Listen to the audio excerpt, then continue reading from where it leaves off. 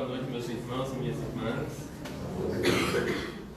E assim se faça, na noite de hoje, a paz do Mestre no coração de cada um de nós.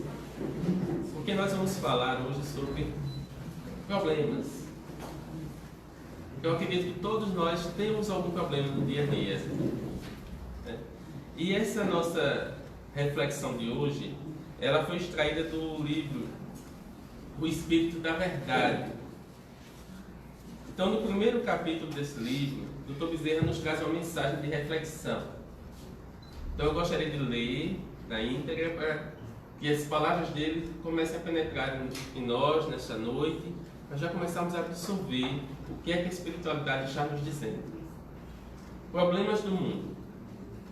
O mundo está repleto de ouro. Ouro no solo, ouro no mar, ouro nos cofres. Mas o ouro não resolve o problema da miséria. O mundo está repleto de espaço. Espaço nos continentes, espaço nas cidades, espaço nos campos. Mas o espaço não resolve o problema da cobiça. O mundo está repleto de cultura.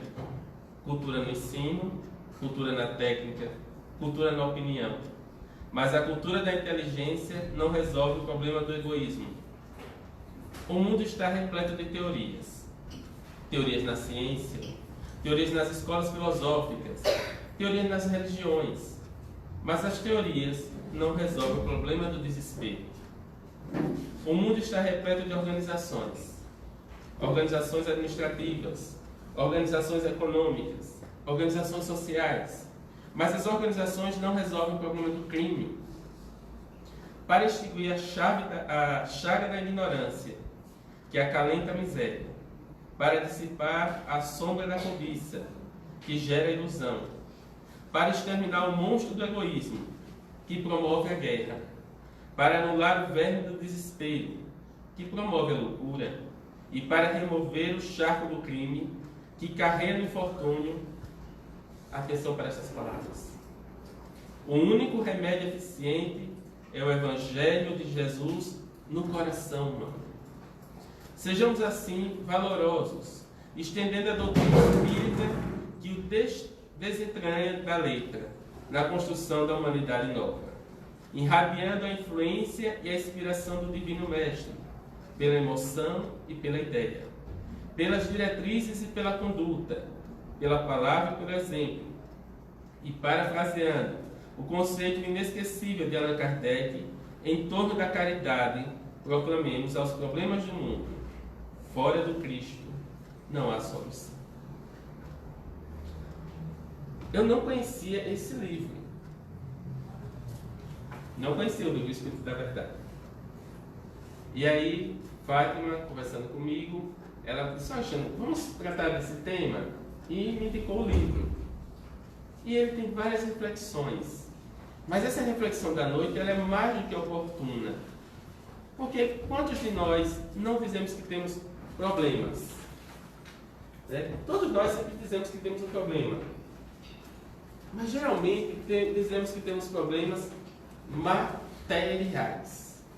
É falta de dinheiro, é falta de trabalho, é falta de espaço, é falta do meu espaço social. E sempre estamos ali presos na questão de problemas materiais. Esquecemos dos ensinamentos de Jesus. E o Dr. Bezerra vem nos dizer: o remédio, por isso que eu dizer, vamos prestar atenção, o remédio para todos esses problemas é o Evangelho de Jesus. Não há outro remédio. Porque, como ele vai dizer aqui, falta ouro no mundo? Não falta.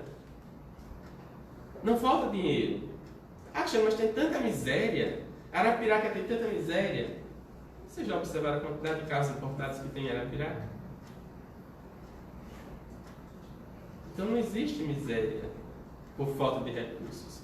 Existe uma má distribuição, que é a falta do nosso pensamento em Jesus. Há muita gente passando fome. Mas vocês já tiveram a curiosidade de ver o quanto o Brasil desperdiça de alimento diariamente? O quanto nós desperdiçamos de comida diariamente? Então não falta comida.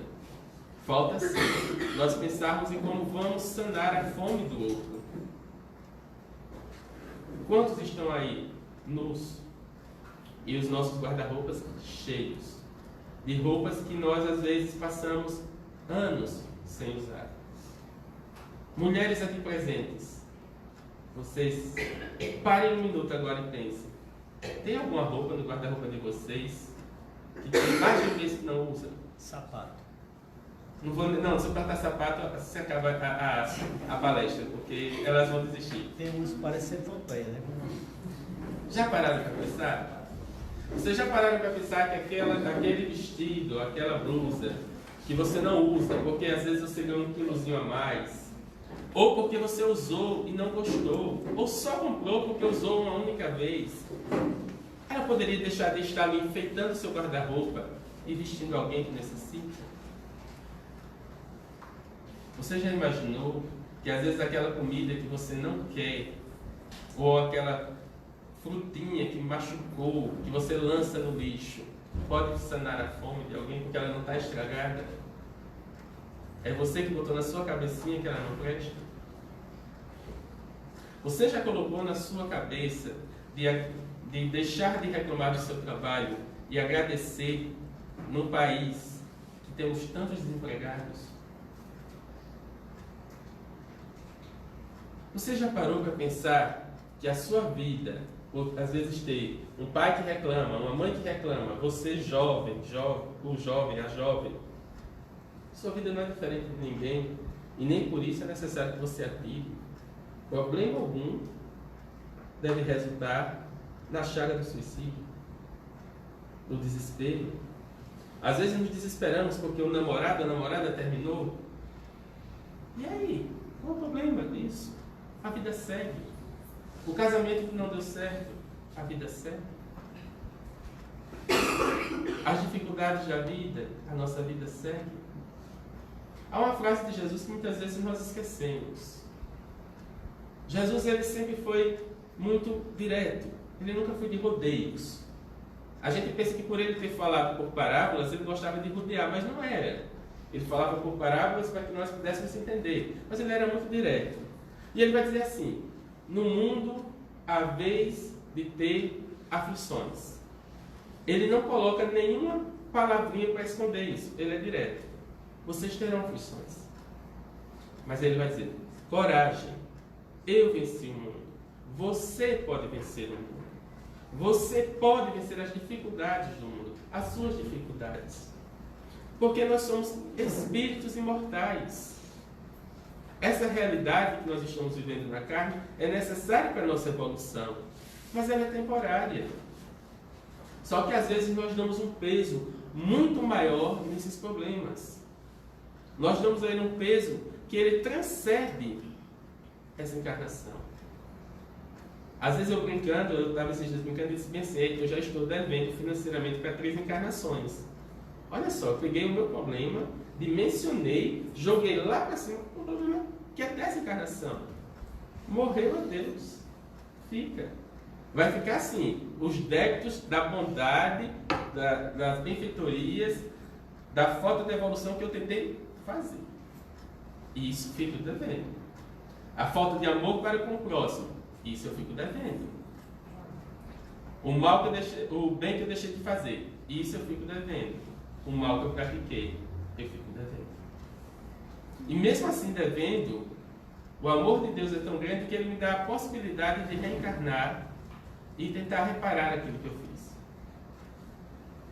Nós hoje, aqui nessa casa, nós temos a alegria de poder vivenciar uma doutrina que nos libertou de um passado onde estávamos condenados a um inferno eterno, onde foi-nos possível esclarecer que somos espíritos eternos, vivenciando experiências na carne, e que por isso não devemos nos desesperar, que há um Deus que nos ama incondicionalmente.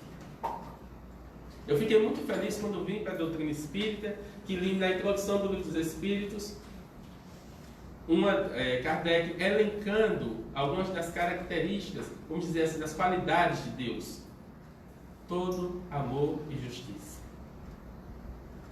Todo amor e justiça. E nós ainda, por muitas vezes, devido a várias encarnações que foram nos construindo um Deus castigador, nós ainda não estamos habituados a entender que Deus é amor e justiça. Que quando você está passando por uma dificuldade, por algum problema, não é um castigo, mas é uma oportunidade de aprendizado, por mais difícil que lhe pareça. Exemplo cotidiano do dia a dia.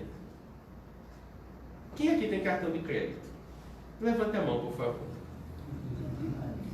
Veja como vocês são financeiramente decentes. Nem 10% levantou a mão que tem cartão de crédito. Parabéns. Quem já estourou a fatura do cartão de crédito?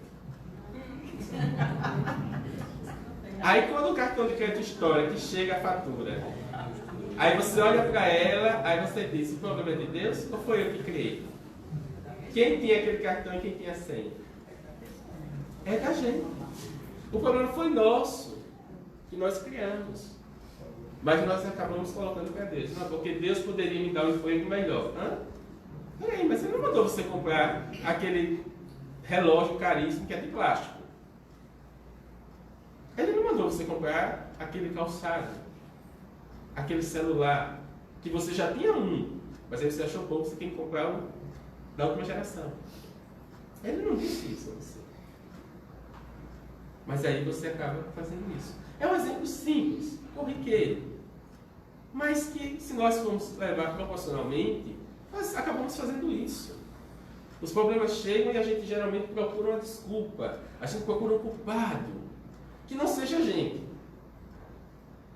Né? Raramente diz que foi eu, né? O marido disse para a esposa, foi você que estourou o cartão. A esposa disse, não, foi você. Você comprou aqueles pneus do carro para trocar o carro, né, Tom? Você que trocou o carro ali para deixar dar um up nele. Daí vai dizer, não, foi você que comprou aquele sapato. E fica aquela, não é melhor os dois dizer, vamos sentar e trabalhar as contas? Mas a gente sempre põe a culpa no outro. São os problemas do outro. E quando fala de problema, e essa questão de relação entre material e espiritual, enquanto eu estudava esse texto, me veio à lembrança um trecho que está lá em Lucas, que eu acredito que vocês já ouviram falar, de duas irmãs chamadas Marta e Maria. Já ouviram falar dessas moças? Alguém já ouviu falar? Quem já ouviu falar? Vamos acordando, parece que estamos dormindo, né? Então, para quem não ouviu falar, conta Lucas que Jesus estava passando por uma aldeia e vai se hospedar na casa dessas irmãs, Marta e Maria. Marta vai ao encontro de Jesus. E veja só, Jesus era uma pessoa conhecida. Eu não diria que Jesus era um astro pop, mas imaginemos que seja. Né? Porque ele era um conhecido. Era um Messias, era um grande profeta. E aquelas mulheres, se vocês lembrarem, eram as irmãs de Lázaro. Lembra de Lázaro? Alguém lembra de Lázaro? Lembra de Lázaro? Certo. Né? Por que é mais fácil lembrar de Lázaro do que de Marta e Maria? Alguém sabe? Porque a gente gosta sempre de pensar o seguinte: Lázaro foi aquele que ressuscitou. Tem um traço de milagre, tem um traço de impossível. Quando a gente sabe que ele estava no processo de catalepsia. Mas a gente gosta de imaginar isso. Lázaro é o que ressuscitou. Né? Qual é a mensagem que eu tiro dessa ressurreição de Lázaro? Que Jesus pode ressuscitar os mortos. Foi isso que a gente aprendeu. Beleza? Não foi isso? Escola católica ou evangélica aprendeu isso. Né? Só que a gente esquece da lição de Marta e Maria. Mas Lucas não esqueceu e colocou lá. Então o que aconteceu? Quando chega alguém na sua casa, o que é que você vai fazer? Vanessa, eu cheguei na sua casa e você vai preparar comida para mim, não é verdade? Porque você olha para esse menininho gordinho e vai dizer, ele gosta de comer. Vamos preparar comida. E Marta, o que aconteceu? Marta ficou preocupada, porque Jesus estava vindo, né? Chegou na casa dela. Geralmente Jesus não vinha sozinho, tinha os apóstolos, tem sempre aquele pessoal que acompanhava. E ela estava preocupada, então eu tenho que ver se tem comida, se tem água, né? Se o pessoal está limpo, se é o pessoal da cozinha. Tá... Ela estava perreada, como a gente diz no dia a dia. Muito preocupada. Maria, ao contrário, espera aí, eu tenho a oportunidade de estar perto de Jesus. E vou sentar aqui aos pés dele e vou ouvir o que é que ele tem a me dizer. O que é que ele está ensinando? E nisso, como diz o pessoal mais antigo, ou o pessoal daqui de Arapiraca, estava Marta com uma lançadeira, correndo, fazendo as coisas. Faz e varre, e lava, e corre, e chega. Daqui a pouco ela olha e diz, gente, Maria está ali sentada, sem fazer nada. E eu aqui correndo. Ela ficou tão incomodada que ela chega para Jesus e diz, Jesus, casa do mestre, pede para que ela me ajude. Aí Jesus vai dizer, essa eu tenho que falar na íntegra, porque a gente não pode esquecer jamais. Marta, porém, andava distraída em muitos serviços. E aproximando-se disse, Senhor, não se te dá de que minha irmã me deixe servir só? Diz que ela me ajude. Aí Jesus vai dizer a ela bem assim, Marta, Marta, estás ansiosa e afadigada com muitas coisas, mas uma só é necessária, e Maria escolheu a boa parte, a qual não lhe será tirada. Olha só se eu e você não se reconhecem em Maria, em Marta. Estás ansiosa e afadigada, trabalhando muito. Alguém que é ansioso? De forma alguma. O espírito não é ansioso. Não perguntarei se alguém toma taxa preta, nem remédio ansiolítico. Não perguntarei. Deixaremos para a próxima. Mas nós somos ansiosos. Nós estamos preocupados. Mas preocupados muitas vezes com aquilo que não dá fruto. Estamos muitas vezes preocupados demais com essa vida material. E aqui eu estou, abre parênteses, não estou dizendo a ninguém que a partir de agora esqueça a sua vida material. Mas qual a importância que você está dando a isso? Você está dando a importância devida ou está dando a importância mais do que devida? Porque Jesus vai dizer, Maria escolheu a melhor parte. Qual era a melhor parte? Se ela estava ouvindo Jesus, e Jesus falava de quê? Da boa nova. Ele trazia os ensinamentos atemporais, eternos. Então ela estava ali escutando, e Jesus disse, olha, esse momento ela escolheu a melhor parte. Vamos analisar. Quantas vezes você vai encontrar com Jesus ali no corpo físico? Né? Jesus estava fazendo aqueles caminhos a pé. Então assim, ele não até geograficamente, não acontecia dele estar passando na mesma cidade sempre.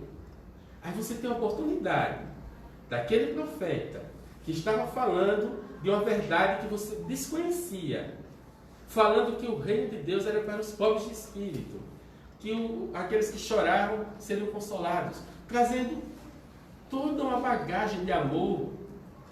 Aí você está preocupado se a casa está varrida. Você está preocupado com as coisas do mundo. E não está preocupado em ouvir Ele. Não tá, a Marta estava correndo tanto, que ela, em momento algum ela parou para pensar, peraí, ele está hospedado na minha casa, eu estou tendo a oportunidade de ouvir ele ali pertinho. Não estou ouvindo mais alguém dizer que ouviu. Porque era assim na época de Jesus. Né? Como era que o evangelho foi propagado? Você ia para uma palestra, ouvia Jesus falando, aí chegava em outra vida e dizia, olha, eu ouvi o Nazareno falando isso. Era assim.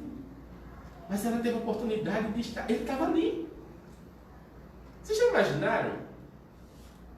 Jesus na nossa casa, agora, físico. Aí a gente preocupado, peraí, que eu vou passar a mesa, chega que eu vou pegar. Vocês têm a louça da visita? Secretária lá. Gente, fala sério, sempre tem aquela louçazinha que é para visita. Sempre. Vai lá, abre o móvel, tira aqueles talheres, aquela porcelana. Essa aqui é da visita. Né? Então assim, às vezes você está preocupado com isso. E esqueceu a visita. Você está preocupado com tudo, mas esqueceu a visita. É igual o Natal. A gente está preocupado em enfeitar o Natal e esquece de Jesus. Já pararam para pensar nisso? A gente está naquela preocupação todinha. Eita, é Natal, tem que comprar, tem que pendurar, tem que fazer. Jesus. Ah não, o aniversário dele depois a gente lembra. Então, Marta estava nesse frenesi. Ela estava preocupada demais Ela estava ansiosa. Olha que interessante, Jesus falando de ansiedade, um mal que está dominando o século há 2000 anos atrás. Marta, Marta, estás muito ansiosa e tarefada, afadigada. Maria escolheu a melhor parte e não vai lhe ser tirada. Porque quando você absorve o Evangelho de Jesus, as verdades eternas, elas não podem ser mais retiradas de você. Nós podemos dizer cientificamente que fica ali no seu DNA, impregnado, não sai. Então, ela estava ali, ó, absorvendo, entendendo. Aí Jesus vai dizer, olha, não vai ser. É quase como se você dissesse assim, ó, puxa uma cadeira, Marta, senta aqui do lado de Maria e vamos conversar. Vamos continuar o diálogo. Então, muitas vezes na nossa vida, a gente está agindo assim, como Marta. A gente está se atropelando, correndo demais. Ah, eu tenho uma faculdade, eu preciso fazer uma pós, um doutorado e tal. Aí esquece da família. Porque não tem tempo. Está correndo tanto atrás de fazer o doutorado, o mestrado, o A, esquece da família. Às vezes ocorre. Às vezes eu quero tanto passar no concurso para ganhar mais, e esqueço que o meu filho, ele está preocupado em ter o pai ou a mãe ali perto. Muitas vezes a gente esquece disso. A gente está tão preocupado em querer ter uma vida financeira confortável, que isso é um direito de todos. Todos nós devemos. O Evangelho não proíbe. Só que às vezes a gente corre nesse frenesí tão grande que a gente acaba ganhando tanto, mas esquecendo de vivenciar com o amor ao filho, à esposa, ao esposo. Quantos casos a gente já não ouviu dizer, né? De um casamento que se desfez porque ou a esposa não tinha tempo com a família, com o marido, ou o marido não tinha tempo com a família, e aquela coisa toda. Né? Por exemplo, alguns de vocês sabem, eu às vezes trabalho no banco, e às vezes as pessoas que são gerentes gerais, eles têm que viajar para morar em outra cidade. Aí deixa a família no canto. E às vezes não tem oportunidade. Será que vale a pena? Cada um tem que pesar. Então nós temos que pesar isso no nosso dia a dia. Porque isso gera problemas. A ausência. Ah, mas papai está trabalhando. Sim, mas eu queria tanto que papai estivesse aqui uma noite comigo. Às vezes eu ouço alguns casos, me perdoe aqui, médicos, pessoal da área da saúde, já ouvi muito. Eu saí de casa, meu filho estava dormindo, eu retornei, ele estava dormindo. Às vezes você não consegue vivenciar a infância do seu filho. Aí vem outras questões, são todas questões que eu estou lançando para a nossa reflexão. Às vezes eu pego aquele adolescentezinho de 12, 13, 14 anos e jogo uma carga nele de que ele tem que ser médico. E ele tem que estudar para ser médico. Porque médico é quem ganha dinheiro no Brasil. Já notaram isso? Dentista também ganha, já escolhe para você. Né? Aí tem que ser isso. Mesmo que ele não queira ser médico. Ele quer ser professor, porque ele gosta de conversar. Mas ele tem que ser médico. E às vezes ele vai ser um péssimo médico. Às vezes ele vai ser uma pessoa frustrada. O Léo que trabalha com educação, ele vê quantos e quantos jovens hoje vivem uma carga de estresse e de ansiedade, porque foi colocado na cabecinha deles que eles têm que ter uma profissão que não é eles que escolhem. É papai e mamãe que escolhem porque vai dar dinheiro. Porque papai e mamãe acham que se eles não forem isso, eles não vão conseguir sobreviver. Será? E se ele não sobreviver antes? Porque os índices de suicídio entre os alunos de medicina está altíssimo. Papai e mamãe já parou para pensar nisso? Problemas do mundo. Problemas do mundo. Então nós temos que começar a pensar nisso. Chamar. Às vezes a gente não tem tempo. Ou não parece que não sobra tempo. De sair um pouquinho da Netflix. Sair um pouquinho do suplemento extremo e conversar com o nosso filho. Desligar a TV. Vamos conversar todo mundo aqui. Conversar lorota. Conversar abobrinha. Saber como é que foi o seu dia. Se está namorando, se está paquerando. Como é que está a escola? Às vezes a gente não está fazendo isso. E aí começa cada um vivendo isolado e vivendo ansioso. Problemas do mundo. E nós precisamos resolver isso com o Evangelho de Jesus. Buscando entender que é necessário nós trabalharmos, é fundamental. O trabalho enobrece o homem. Nós necessitamos. Mas não podemos viver só para o trabalho. Nós temos que, assim como alimentamos o nosso corpo físico, devemos alimentar o nosso corpo espiritual. Nós devemos beber da água do Evangelho diariamente. E nós temos uma falta, eu falo isso por mim. Nem sempre, ou na maioria das vezes, nós não paramos no nosso dia a dia para ler o Evangelho, para relembrar os ensinamentos de Jesus. A gente arranja desculpa para tudo, falta tempo, mas não falta tempo para muitas outras coisas que nós colocamos no nosso dia a dia. E por que nós não temos tempo para Jesus? Porque nós queremos vivenciar, neste exemplo, como Marta, preocupada com tudo do mundo, e esquecendo que nós somos apenas passageiros neste mundo físico. Que o verdadeiro mundo espiritual, essa bagagem física fica. A juventude hoje. Nós temos uma preocupação muito grande com a juventude. Porque a juventude está vivendo num redemoinho muito materialista.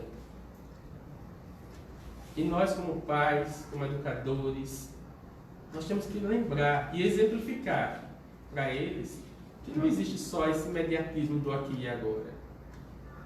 Porque muitas vezes quando você pensa nesse imediatismo do aqui e agora, é porque aí quando eu penso aqui e agora, eu tenho que experimentar tudo. Porque tudo é tão imediatista, então eu tenho que experimentar droga, eu tenho que experimentar o acesso do álcool, o sexo desenfreado, porque eu acho que tudo é muito rápido. E tudo isso tem um preço. Tudo isso gera um preço a pagar. E a nossa juventude está pagando. E nós temos a obrigação de auxiliá-los. Quer seja o adolescente, o jovem que está na nossa casa, como aquele que vem ao centro espírita, aquele que está no nosso trabalho como menor aprendiz, como estagiário, aquele nosso sobrinho, o nosso afilhado.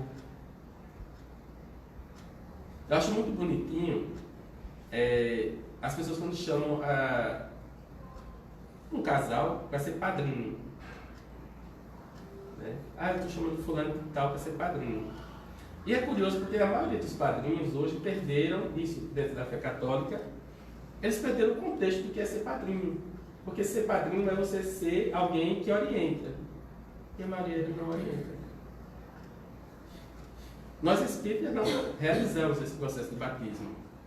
Mas muitas vezes as pessoas que não são espíritas nos chamam, né, para ser padrinho. E vamos dizer que a gente seja um padrinho ali. Nós temos que ser um padrinho presente. De conversar. De chamar o afilhado, o sobrinho para a nossa casa. De chamar para assistir um bom filme. Ler um bom livro. Porque fora isso, tudo fica no redemoinho dos problemas. E nessa questão, nós começamos a pensar assim, poxa, mas o cristiano começa falando de problemas. O mundo já não tem muito problema? Tem. Tem problema demais. Mas cabe a nós solucionarmos. Cada um fazendo a sua parte. Agindo.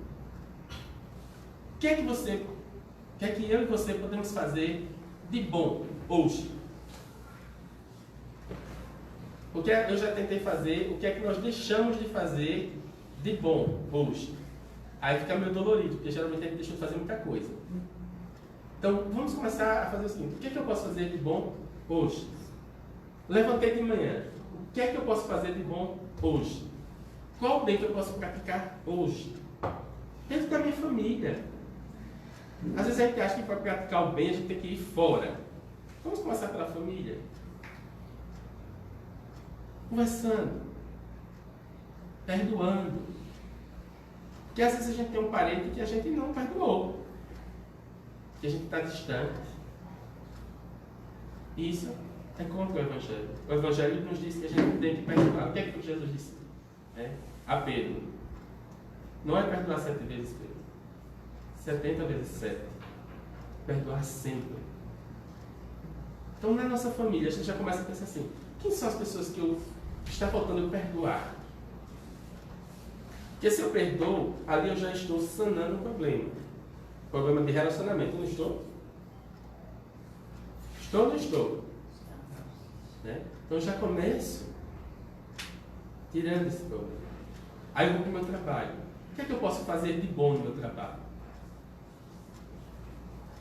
O que é que eu tenho que fazer? A quem é que eu posso auxiliar no meu dia a dia? Buscar ajudar o outro. E aí às vezes a gente diz assim: mas será que eu sou, né, tão importante assim nessa equação, nessa matemática da vida? Todos nós temos uma missão. Todos viemos com uma missão. Primeira missão nossa: nos melhorarmos enquanto espírito. Essa é a primeira missão.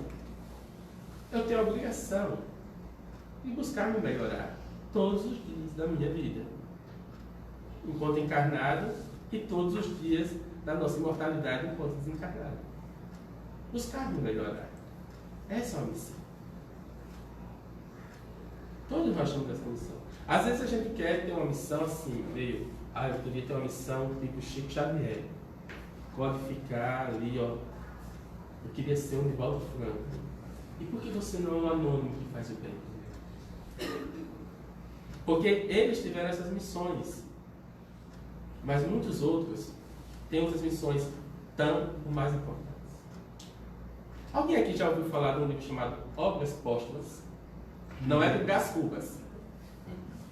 Obras Póstumas da doutrina espírita. Já leram? Leia. Gente, eu me emocionei lendo. Porque tem uns contextos de Kardec, tem conversas que emocionam. Porque Kardec é um homem ímpar. Não é porque ele foi só doutrinador, o codificador da doutrina espírita, mas é porque aquele homem ele era dotado de muita humildade. Então ele pergunta assim: Espírito Verdade, se eu não estiver pronto, se eu não estiver capaz ali de fazer, o que é que acontece? Aí o Espírito vai dizer: outro lhe substituirá. Primeiro ponto. Aí vocês acham que ele ficou, com perdão da palavra, com mimimi? Maria, o Espírito Verdade disse que eu vai me substituir. Pelo contrário. Ele ficou feliz, porque ele sabia que a obra não pararia.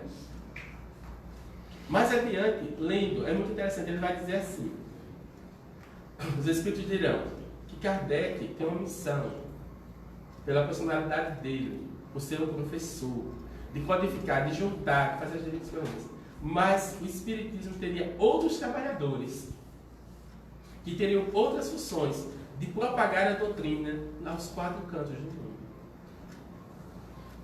Porque a doutrina não era lastreada, e não é numa única pessoa. E é muito interessante, porque aí você começa a imaginar aqueles ícones, né? A gente vai ouvindo falar, é o Leon Denis. A gente vai, né? Aí quando a gente vem para hoje em dia, vamos falar dos nossos contemporâneos, a gente já lembra do Divaldo, do Chico, Ivone, Haroldo Dutra e tantos outros, né? Que vem trazendo. É muito interessante, eu aconselho cada um. Na livraria vende. Mas eu não. A livraria vende. Mas eu não tenho na livraria. Pode até baixar pela internet. Mas eu aconselho usar a livraria, porque a gente precisa de recursos, tá? E aí o que acontece? Quando você lê, ele vai dizer: olha, vários espíritos de escola vão reencarnar na Terra. Cada um no seu local, cada um no seu mistério, para desenvolver e mostrar que a doutrina é universal. Mas nada me deixa mais emocionado lendo esse livro do Obras Póstumas do que a mensagem quando Kardec diz assim: o Espírito de Verdade, ele me disse que eu sofreria, que muitos me negariam, virariam o rosto, mentiriam contra mim, causariam calúnias e injúrias, que o meu corpo físico desfaleceria pelo cansaço. Tudo isso se cumpriu. Mas o Espírito Verdade, ele vai dizer, não me revelou a alegria de ver a doutrina espírita florescer e corações desesperados reverem a luz, rever a esperança. Quando você lê, e eu gostaria que vocês depois lessem na íntegra as palavras de Kardec, é muito emocionante. Porque aquele espírito, ele não se alegra porque a obra que ele estava codificando estava dando certo, mas por ele ter visto o que a obra estava fazendo por cada espírito, indo em direção e trazendo os corações sofredores. É a promessa de Jesus. É o Consolador prometido. Nós ainda não temos essa consciência. Muitas vezes eu me pego pensando que, gente, a gente ainda não tem essa consciência que o Consolador prometido por Jesus é a doutrina espírita. Essa doutrina que está libertando você e a mim, dizendo, olha, não existem penas eternas. Você é um espírito imortal. Você é um espírito amado por Deus. Você precisa se melhorar. Você precisa se libertar dessa prisão material. Nós ainda estamos assim, meio atordoados, esquecendo da importância da doutrina, esquecendo que ela vem consolar os aflitos. Gente, vocês já pensaram que coisa mais maravilhosa? Nós temos a certeza, porque não é uma coisa assim inventada, mas você tem a certeza que você vai reencontrar aqueles que você tanto ama, que já partiram. Tem alguém que já partiu aqui que vocês gostariam de reencontrar? Você já imaginou que alegria você saber que vai reencontrar, que não acabou com o túmulo? O túmulo ficou só aquela muquequinha de poeira, mas que aquilo ali não representa. Gente, eu fiquei tão feliz de descobrir isso. Saber que a minha avó, que eu tanto amo, eu vou reencontrar com ela. Gente, isso para mim, como diria a propaganda daquele carro, não tem preço. Saber que não existe inferno. Kardec vem explicar por A mais B que não existe a panelinha para me tocar em fogo. Gente, isso é algo inestimável. Saber que eu e você não fomos criados para ser condenados, para sermos jogados fora. Você descobrir, porque quando você começa a estudar e vivenciar a doutrina espírita, você descobre que Deus é amor. João já tinha dito no Evangelho, Deus é amor, mas a gente não conseguia enxergar. E com a doutrina espírita você reconhece um Deus que é amoroso. Aí nós começamos a estudar a doutrina espírita, vemos um irmão, Jesus, um irmão que vem nos trazer, nos revelar o Pai, nos ensinar como devemos amar, como devemos viver, como devemos enfrentar as dificuldades do mundo. Aí vamos estudar. Por que é que eu digo que a gente tem que estudar? O que é que o Espírito Verdade nos diz? Espíritas amados, espíritas instruídos. Por quê? Porque se nós só amarmos sem buscarmos a instrução, muitas vezes a gente fica alienado, a gente não entende. Então quando a gente começa a estudar, a gente vai entender. Aí você começa a estudar e vai entender por que aqueles homens e mulheres da igreja primitiva não negavam a sua fé, eram lançados às feras, eram queimados, e estavam cantando louvores. Porque eles sabiam que a morte do corpo físico de nada adiantava. Que eles tinham encontrado sim o caminho. Jesus havia dito que ele era o pastor, que ele era o caminho, a verdade e a vida. E eles tinham encontrado. Então, por diversas vezes, nós estamos sofrendo, entristecidos com os problemas do mundo. Mas é porque esquecemos que Jesus é a solução para os problemas.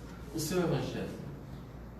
Às vezes estamos preocupados com problemas que nós mesmos criamos. Ansiosos. Nós temos, muitas vezes, a nossa despensa com alimentos cheinha, como a gente diz. Mas a gente não se preocupa se vamos ter a comida daqui a 4, 5, 6 anos.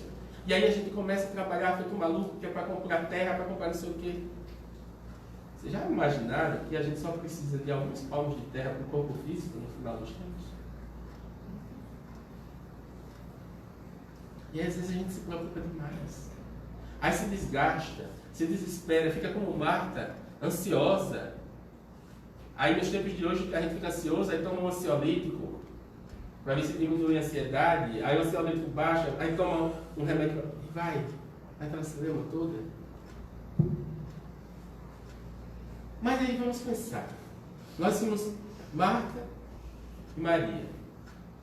Marta, muito preocupada com os afazeres. Maria, atenta ao que Jesus dizia. E nesse momento de atenção, nós vamos ver algumas outras figuras que atentaram ao que Jesus falava. Uma dessas figuras que eu quero chamar a atenção, que teve um encontro com Jesus, é Maria de Magdala.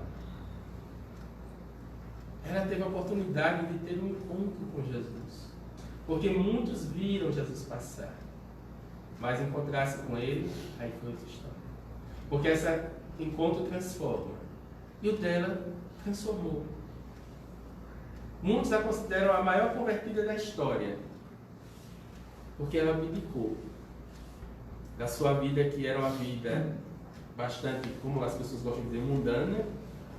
Uma vida de muito capricho, muita luxúria, por uma vida austera, mas uma vida de amor ao próximo.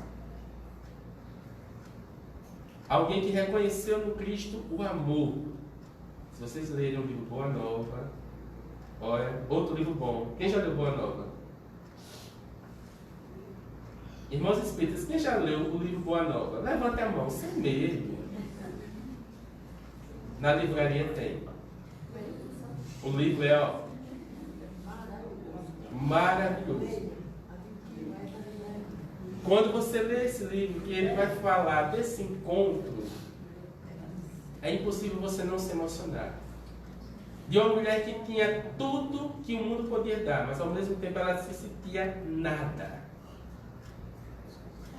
E quando ela se encontra com Jesus, ela vai dizer, ela vai abrir o coração dela, como muitas vezes nós devemos fazer nas nossas orações. Nos abrimos a Deus. Nós ainda somos pessoas que não conseguem orar. Porque nós somos criados muito numa oração mecânica. Por exemplo, eu não sei se isso já aconteceu com vocês. Quem faz a prece aqui inicial, logo quando eu vim na casa espírita, que é a Cida ou a Beta, ou qualquer um chamar, vem fazer a prece, minha gente, o coração gelava. Porque eu estava acostumado àquela prece bem mecânica. Pai Nosso, uma Ave Maria, o Credo Deus Pai, aquela coisa. E a doutrina espírita, ela disse, olha, vamos nos libertar e vamos conversar. Vamos conversar com Deus. Ele quer conversar com você, ele quer saber o que é que você está sentindo. Ele sabe, mas ele quer que você diga. É igual uma psicóloga, né, Érica? Muitas vezes o paciente chega, você já sabe o que é que ele tem. Mas você tem que esperar que ele fale. Estou errado? Se eu estiver errado, pelo amor de Deus, psicólogos de plantão falem. Né? Porque a gente chega lá com todos os tiques nossos. Aí o psicólogo já sabe, olha assim para a nossa cara e diz, esse tem isso. Mas vão puxando para que a gente se abra. Para a gente diga. Isso é uma coisa que a gente tem que fazer na nossa prece. Né? Então eu gelava. Não sei se isso acontece com alguém aqui. Quando é chamado para a prece, o coração gela. Né? E Maria, ela conversa com Jesus, ela abre o coração dela, ela rasga. Poeticamente ele pode dizer assim, ela rasga o espírito. Ela rasga o espírito. Ela diz que ela sofre porque ela não pode ser mãe. Né? Ela diz uma coisa assim, já tive o meu ventre varado por muitas vezes, eu não tive a graça de ser mãe. Aí Jesus a consola. Maria, qual o maior amor de uma mãe? Aquela que tem um filho do seu ventre ou aquela que tem muitos filhos? E aí ela vai descobrir no finalzinho da vida dela a quantidade de filhos que o Calvário lhe trouxe. A convertida. Ela escolheu a melhor parte. O livro Boa Nova e o livro Mulheres do Evangelho tem um texto que diz assim, quando ela decide seguir Jesus, ela lança tudo fora. Não quero mais isso. Ela paga os empregados, liberta os escravos, entrega tudo. Aí o que é que o pessoal diz? Que a gente é muito bom, né? Por exemplo, perdoe-me se você já viveu isso. Às vezes tem uma pessoa que está vivendo em má vida. Né? Ou uma pessoa que está bebendo muito, ou está usando drogas. E aí aquela pessoa, por algum motivo, ela começa a frequentar outra religião, denominação, e ela deixa. Muitas vezes a gente, muito caridosamente, a gente diz assim, olha, só quer ser o santo agora. Em vez de a gente estar feliz pelaquela conversão, aí a gente diz, olha, só quer ser o santo. Fez tanto, agora quer ser bom. A mesma coisa que fizeram com ela. Olha, enlouqueceu a meretriz de Magdala. Ela nem seguiu a Jesus. Escolheu a melhor parte. Mas aí eu quero falar, agora, nos últimos minutinhos da palestra, que dia é hoje? Os nossos irmãos católicos estão celebrando hoje o dia a padroeira de Arapiraca, a Nossa Senhora do Bom Conselho, que é nada mais, nada menos do que uma, né, das denominações, das atribuições que se dão a Maria de Nazaré. E a gente não pode fechar uma palestra como hoje sem falar dessa mulher, dessa mãe. Mas a gente tem que imaginar, inicialmente, como foi o chamado de Maria. Um anjo, que é um espírito de alta hierarquia, se apresenta a ela e diz: Ave cheia de graça, o Senhor é contigo. E aí ele conta para ela o que vai acontecer. Que ela vai conceber e ter um filho. Maria era uma moça jovem que estava prometida a nos dias de hoje, um coroa. Porque José já era um coroa. E ela não tinha tido nada com ele. Então, assim, ela seria simplesmente apedrejada. Só. Mas ela era um espírito que tinha ciência de que Deus não colocaria ela no caminho que não fosse correto. E ela diz a frase: eis-me aqui, a serva do Senhor. Faça-se em mim segundo a tua vontade ou a tua palavra em outras traduções. O que significa essa frase? É a frase de uma pessoa que confia inteiramente em Deus. Em momento nenhum ela pensou que ela deixaria de ter problemas, mas ela estava na certeza de confiar em Deus. De se entregar. Ela diz: olha, eu sou uma serva, e como serva, entrego ao meu Senhor. Faça-se a sua vontade. E qual é a vontade de Jesus para mim e para você? Qual a vontade de Deus para mim e para você? É que nós vivamos o Evangelho. Que nós amemos o nosso próximo. Que nós perdoemos. Que nós busquemos entender o outro. E aí eu lembro de outra frase de Maria. Porque é interessante. A Bíblia foi escrita e as mulheres que aparecem no Evangelho são muito curtas, as passagens. De Maria nós vamos ver essa passagem maior em Lucas. Mas vamos encontrar outra reflexãozinha lá em João, nas bodas de Caná, quando ela dá uma frase evangelizadora: façam tudo o que ele vos disser. Façam tudo o que Jesus vos disser. E aí fica a mensagem da noite. Todos nós aqui, eu acredito que nos socorremos muito a Mãe de Deus. A Mãe de Jesus, aliás. Todos nós sempre socorremos. É um espírito de tão alta envergadura que aqueles irmãos que cometem suicídio são tutelados por ela. Tem uma equipe a qual vai lá socorrê-los, tratá-los. É um espírito de muito amor, de muito carinho. Mas é um espírito que soube se entregar. Então eu convido a cada um nesta noite que possamos começar a fazer como essas Marias. Maria, irmã de Marta, que escolheu a melhor parte. Ela escolheu a melhor parte. Ouvir os ensinamentos de Jesus, para depois colocar em prática. Maria de Magdala, que escolheu a melhor parte, mudou a sua vida e buscou servir Jesus.